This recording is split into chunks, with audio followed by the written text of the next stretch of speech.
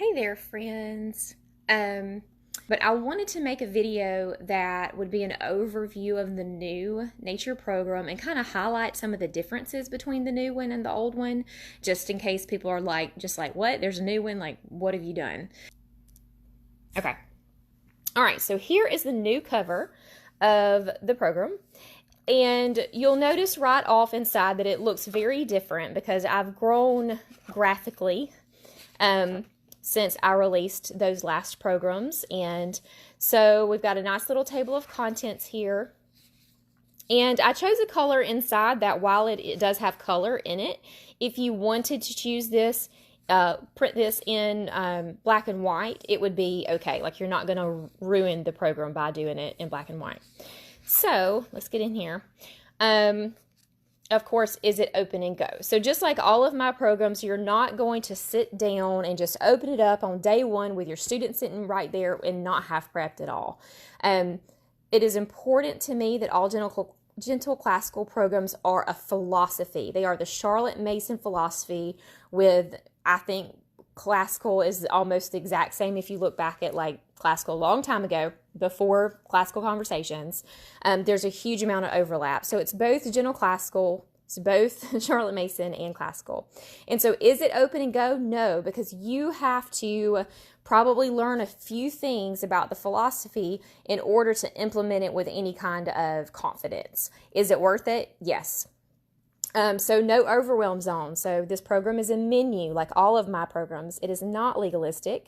It is designed to be used in North America. It is not hyper detail oriented. It is not scripted, and I do not tell you what to do every day of the week, but there is a lot of scheduling guidance, and it is a Christian program. You obviously can use it and modify around that if you want to, but I don't modify my programs to fit everyone. Okay, so scope and sequence. Everyone that's in my, most of you have seen the scope and sequence before. So this is just kind of giving you an overview of that. This is for free, like you can download that. And then books. So let's talk about books for a second. I tried to keep the original Term 1 books. I did not change those at all because there was no reason to. They're great. But now the program in itself, because it's 18 units over 36 weeks, is still divided up into terms. And so you'll have a new read aloud starting in Term 2, and then halfway through Term 2, you'll finish that, and you'll start this one for Term 3. And so I stuck with these Clara Pearson books for your Level 2 students the whole time because they're so good, and they're also free. So you can download those and read those online. Core nonfiction, we use Nature Anatomy as our reference book throughout. There are a million excellent books, but I had to pick one, and so that's the one that I went with. These are other core living books, Over and Under the Pond and Up and Down, Up in the Garden, Down to the Dirt. These are repeat readings, and so I talk about that right here, but you would read this once a week or once every 2 weeks or once every 3 or 4 weeks, depending upon how your family feels about the books, because everything we're touching when they're scheduled is included in those books, and my kids have loved to hear them over and over. Ellie's Log will be an exception. It is a chapter a week living book, and it is an excellent and amazing book, and it makes me lament that all books about nature are not written like that. And then just some stuff for mom that I suggest. And so these are available to print as well. All of it will be available for free, but that's already out. Other editions would be, obviously, I suggest On Mission as a little bonus. For the Attainments, I'm going to change this little book out. I found a new book. This one is not in publication anymore. So these are other books that are just very, very complimentary. And so these are used all 3 terms in the additional book area of the unit. So you don't have to have these. They're not scheduled, but they are used consistently. So if you wanted to get a book that you knew that we were going to refer to over and over again, these are 2 good ones. And of course, I'll talk about this more when we get to the unit overview, but use what you have. I mean, I've got my core books, but when it comes to any other books, just use what you have, what you can get your hands on. Okay, levels. So if you've used this program before, you know that I refer to levels. So I want to discuss that for a second. Levels are not based on age as much as they are just the ability to listen, recall a statement and say it back, and listen to a story. So it's kind of their attention span and recitation span. So level 1 is generally going to fall within these grades. I say pre-K up to first grade. Level 2 is going to be roughly some first graders up through third grade. And then level 3 is like fourth grade, fifth grade, and up. And so one important thing to note is that July 31st is our release date. And when this program releases, just like last time, it does not include anything for level 3 except for memory statements. And that's in case you want to explore those memory statements with all of your students. But the level 3 student notebook will not be available until late in the fall or early winter, because it's a whole thing. I have to do a whole separate book list. Like, it becomes a curriculum almost all by itself. So that is not something that's happening right here, even though it is included as far as the memory statements are concerned. The upper grammar expansion would have been what it was called before, but it'll just be called level 3 now. So alignment with general classical programs. I won't get into that too much, but it can be used with both level 1 and level 2 of preschool. So we can talk about that another time if you want to. So I have a quick start outline, just step by step. Here's some decisions that you need to make about the program. That way you don't feel overwhelmed. Choose your levels, look through and see if you're going to do all of the terms or just some of the units.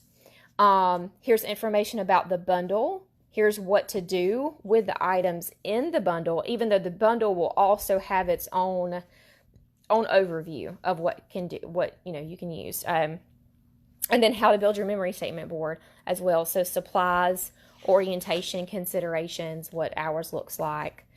So all that's in there.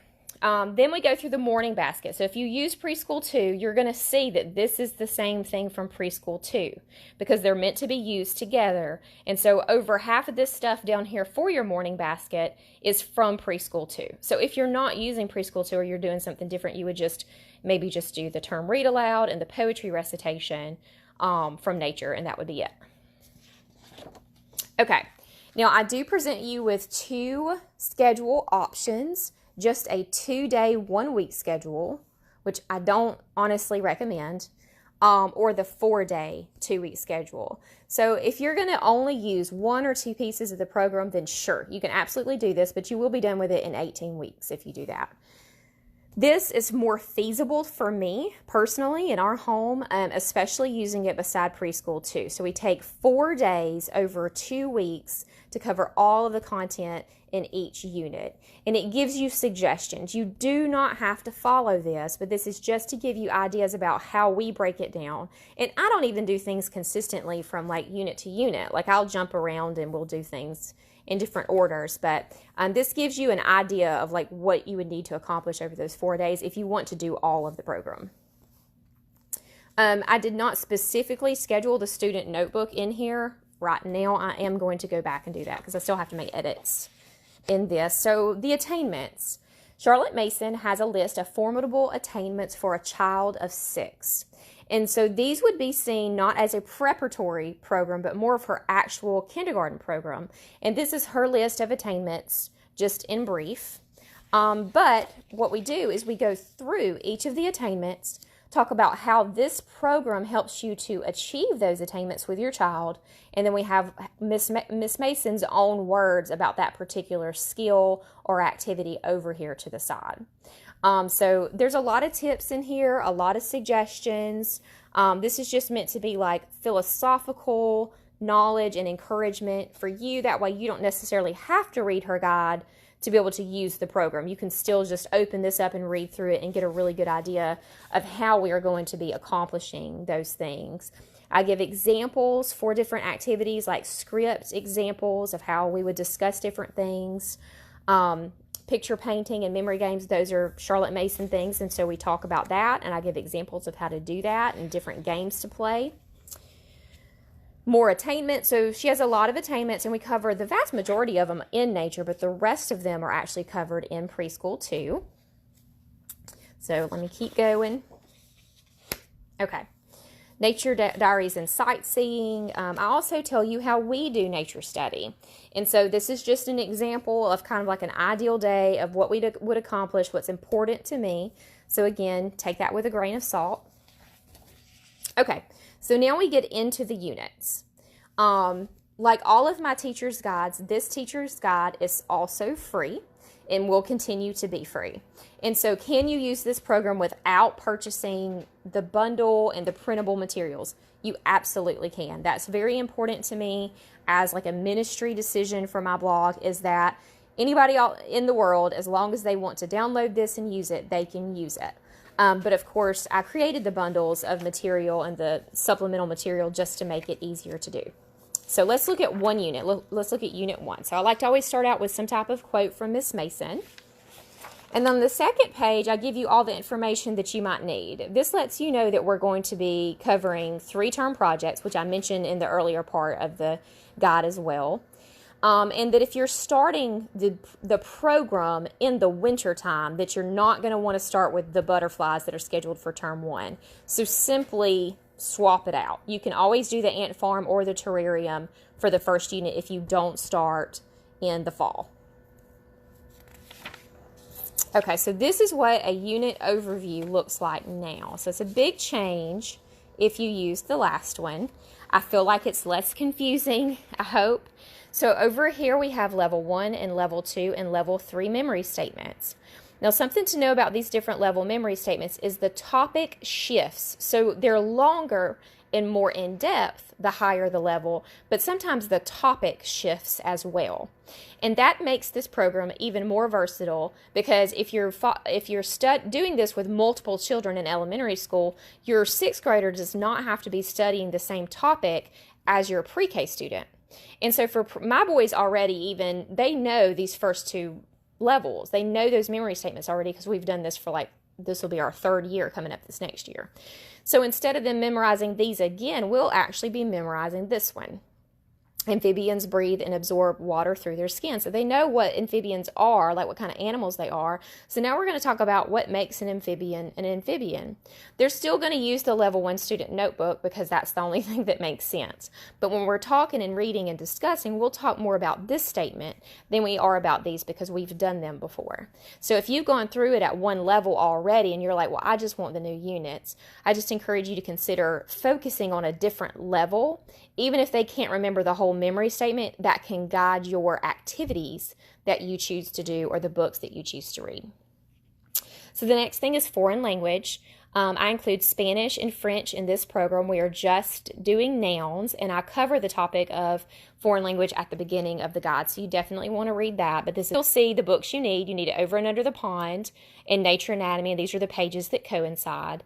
And then your term read alouds, you start with Frog and Toad Storybook Treasury or Among the Pond People. So I've got the chapters that you would read here as well. So that's all scheduled for you. You just decide what time of day and what day of the week you want to do those things. Now, the attainments are probably the biggest change to the program. The last time that we did the attainments, and really all of it falls under her attainments, but I specifically just called these certain things the attainments. So the last time I was pretty broad in these, and I decided to get more specific so that I could be more helpful, because this was the least utilized part of the program, but probably one of the best when you take the time to do it. So you can see here, we identify and visit our walk view for term 1. So you learn about what a walk view in a body of water is in the front part of the guide. You definitely want to read it so that makes sense. And then you would picture paint with your child some portion of this walk view. So this reminds you each week you'll go visit, or each unit, you'll visit your walk view or your body of water, and then you'll picture paint what the previous week's was with your child. So there's just this constant review and revisiting and review and revisiting. And the teacher's guide really talks about the skills that come into play for this, and how this is just like whole person development and like visual memory, and there's so much that goes into this. You're building memories with your family, so this is like one of the richest part of the programs. And then you'll start your term 1 project. So butterflies is scheduled, You'll begin a daily narration of your first nature poem. So these are all in your student notebook now. A handicraft is not in your student notebooks. You still just need to choose what you would want to do there if you want to do that part. And then this is where I got even more specific. Instead of saying, hey, go find a wildflower this week, I said, hey, go find this wildflower. So that was a little tedious. I spent a lot of time looking for plants that are available across most of North America. So I cannot promise that you have milkweed close to you. But if you definitely want to study milkweed, you could probably go buy it at a nursery and plant it in your yard, which is actually a suggested activity because they're great for monarchs. So everything that I picked as far as flowers, birds, and trees for the attainments are available in like 90% of North America. So I urge you to try to seek it out, but if you can't find it, just find something close to you and substitute it out. So we'll talk about this here because this is indicating that you'll want to look in your teacher's guide. We'll go to that in just a minute. So you also have an additional book menu. So if you you read this and you're like, I want to read more books about amphibians. We have those that are appropriate for level 1 and those that are a little bit longer, require a little bit more attention. Maybe fewer pictures and stuff would be for your level 2 students. That's going to be your more mature first graders, second graders, and third graders. Explore More, this is in every unit, and it gives you a ton of ideas for studying whatever our topic is. And so you are not to try to do all of these unless you are just like wanting to, and you're on it and y'all are all into nature and that you're spending all your time on it. That's fantastic if you want to do that. But this is a pool of ideas for you to choose from. And then sometimes I include a tip time down here at the bottom and sometimes I don't. So it just depends. Most of the time this is just a half page of ideas for digging deeper and exploring this particular topic.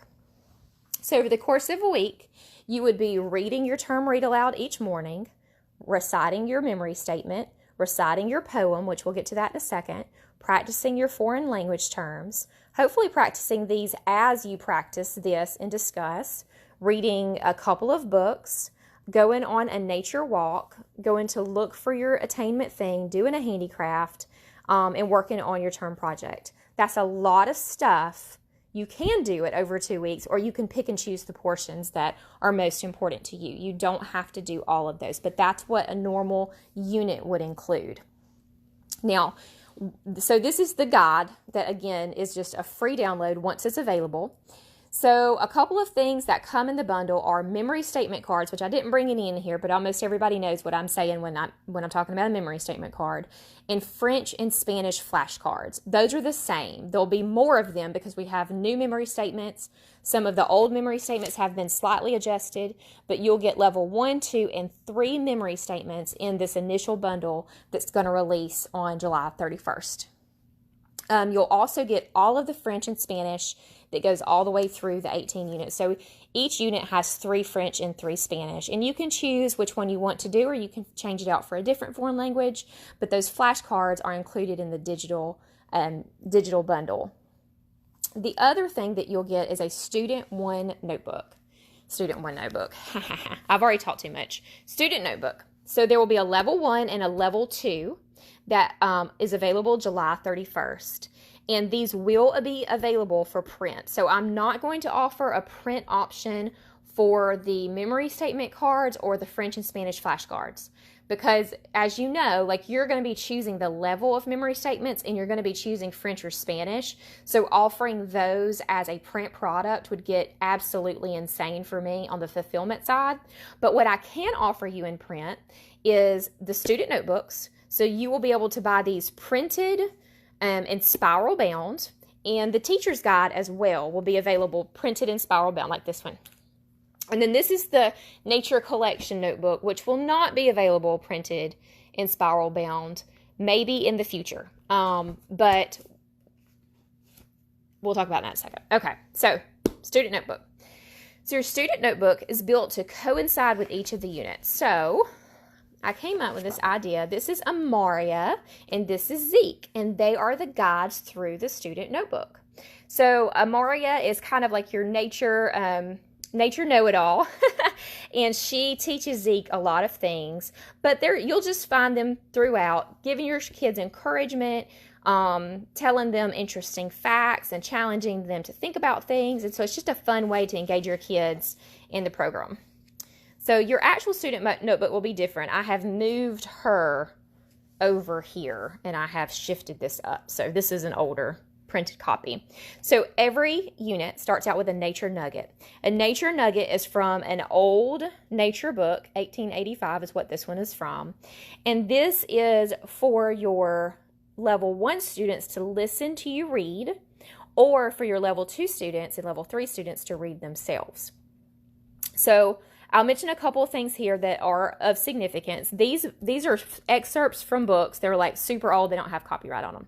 But you can go download and read the entire book if you want to. So I'll give you that information. But I do make a note up here in the front that some of these books, while the language is beautiful and the descriptions are beautiful, they are old, which means they're ignorant too. And so some of them have ridiculously stupid, random racist comments in the middle. So obviously you will not find that I have quoted any of that here, but I just want to let you know that if you do decide to go download any of these books, I don't think this one was an issue, but just saying, like, I did see some ugliness in some of them that was ridiculous and was a sign of the times. So these are the nature nuggets. You can also just read this yourself and then tell it to your child too. So you don't have to, but this gives you some knowledge if you didn't feel equipped to be able to talk about these topics with your child. But these are on age for you to be able to read as well. Okay. So you'll always have a creature corner on this first page, and up here it will give you activities, dialogue. So this is to be written in. It's kind of a textbook and a workbook mixed together. So for this one example, like which one of these are amphibians? So this is going to be your level 1 student. They're just going to circle or point to everything that's in amphibians. And then there's some topics for discussion, like what might eat what here, like who's the prey and who's the predator in this dynamic here. And so there's more. This is kind of a little open-ended. It gives you guidance, but you can use these pages in different ways, and every creature corner is a little bit different. So it's not the same thing every unit either. On your next page, you have copy work. And so this might not be something you necessarily do with your K4, but since this level is up through first grade, I wanted to make sure that you had appropriate copy work for your first grader as well. So here's Amaria telling them to do their best to practice their nature statement and poem recitation each day and write down the memory statement because it helps her. So up here you have your first term poem, and you have, because you're covering it for 2 weeks, this is for 2 weeks, then you check it off every day that you recite it. And so that's just a little visual challenge to try to recite it and practice it every day. So on the next one, we have a narration. So obviously for a level 1 student, they're basically going to draw. So at this point, this would be a page that you might do the second week. You've already been learning about things for a week, and they know enough information to try to draw things out. And then they can even tell mom about it, and she make a few notes at the bottom about what they said. And then each unit on this page has something like a life cycle or an anatomy or something like that, and it almost always includes the copy work too. So for your kindergarten and your first grade students, you would want to allow them to copy that and just talk about, the life cycle of a frog and what frog spawn looks like and how the tadpoles, the whole thing. You just discuss it and let them do the copy work. Okay, so this is the attainment thing. This is very different as well. So like, for example, Unit 1 is the milkweed. And so I've given you images here. So this is kind of more like a textbook set of pages where you have the ability to take this with you and identify whether the flower that you're finding is actually a milkweed. Also give you information where you might find it at, when it blooms, all that stuff down below. And usually Amaria and Zeke are down here giving you a few tips about whatever the plant or the tree is, or the bird. On this particular unit, I just have more interesting notes about the milkweed, and then I have some activities down here at the bottom. At the beginning of each term, when you have a term project, I also give you a set of pages for you to learn about that term project and also record the term project. And so here we have butterfly metamorphosis. So you can talk about each of the stages of the butterfly's metamorphosis while you also hopefully are, watching that yourself. And then this gives them space to draw and keep track of what they're seeing with their butterfly as well. And so there's Amaria being the cheerleader. I need to stick Zeke in that unit. He just got skipped over. So here's Zeke. And Unit 2 is freshwater fish. So you'll see this same rhythm again. I didn't want it to be boring and repetitive, but I did want it to follow a rhythm so everybody kind of knows what to expect. So you start with nature nuggets again. This time in Creature Corner, we have a lot of different fish. And so which ones live in the pond and which ones live in the ocean. And so they could point and tell you, or they can draw. If you don't care about cutting it out, you could cut them out and put it on there. So whatever you want to do. So we have the same rhythm we're continuing this first poem. I included images here for your kids that are learning to read. If they're copying, they can kind of have like a word to, a picture to give them reference for what that word is. So narration again. So this unit we did anatomy of a fish. And for this unit we're doing a black-eyed Susan. And then we have the notable notes and the activities. But I did want to show you that. Let me skip up a little bit. I don't always do. I do several life cycles and I do several anatomies. But like we also have pages where it talks about the different kinds of feathers and then the anatomy of the duck. And for example, for this wildflower, instead of writing more about that particular wildflower over here, we talk about what is a composite flower, because a sunflower is a composite flower. And we talk about, give you an additional activity. So every unit is similar but different, so that you're not always doing the same thing over and over again. So over the course of it, not only are you covering all of these units and their topics, but you're also covering things like, I'm going to talk about this in a second, pull that out. Let me talk about it. Like, bird eggs. Like, what are the different sizes and shapes of the eggs?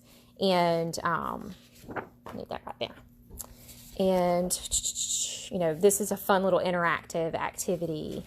And let's see. Nope, that's the wrong one. But here we talk about pinnately compound leaves. So some of these you're going to be like, my first grader does not need to know what a pinnately compound leaf is. You're so right. But they do need to learn to notice the fact that some leaves are arranged differently than other leaves. So we actually talk about leaf arrangement in the prior unit. So on this one, we're going to take the tree that we're learning about, the ash tree, and we're going to learn how to draw those symmetrically. So we've got lots of different skills going in here. They don't need to learn that word.